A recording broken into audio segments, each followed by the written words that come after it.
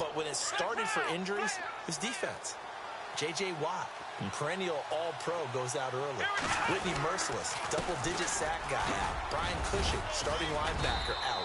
When you start totaling up the injuries they had through the year, it's almost amazing that they made it through the entire season able to play the schedule. So that's what you're looking at with the Texans, who have been a defense-first team. If they can get everyone back healthy playing to their level. And I think the ball's out. But fortunately, he's able to recover his own fumble, or that could have been trouble. All in all, no gain on the play, and it'll bring up third. Well, that was a big oops right there. But how about his ability to correct it? Loses the football, able to get it back himself. Yeah, pounced right back on it, keeps possession. And he'll be stopped just outside the 5 at the 6. He needed 3, he got 2. Now that'll set up an interesting situation here on 4th and a yard.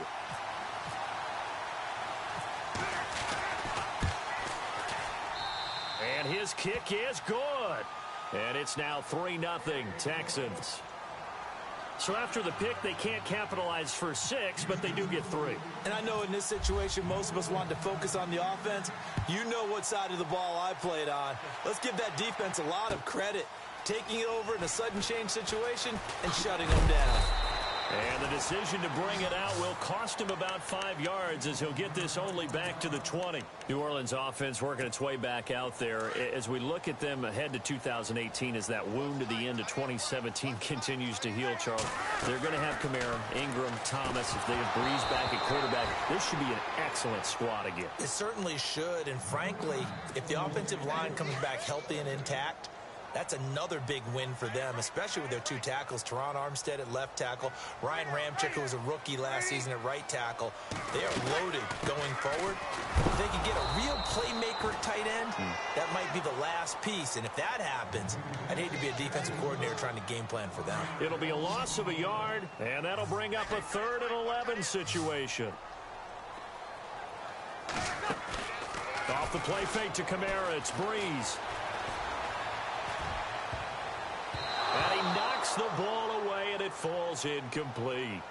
When you see passes knocked down by those guys I call the frustrated fullbacks, the linebackers, you know that in their zone coverage, they were able to drop, see the ball thrown, and react to it very quickly. And here's Morstead now as he sends this one away.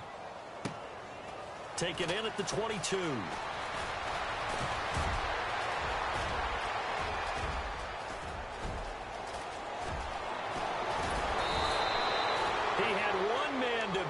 Takes a touchdown-saving tackle to bring him down. And this offense, they've got it set up on the silver platter. 1st and goal inside the 10. They'll try and run for it with Miller. And he'll take this one in for a Texans touchdown. Lamar Miller, an 8-yard touchdown run. And the Texans will extend their lead. And they drew up the counter there. It worked. They're glad they drew up the counter.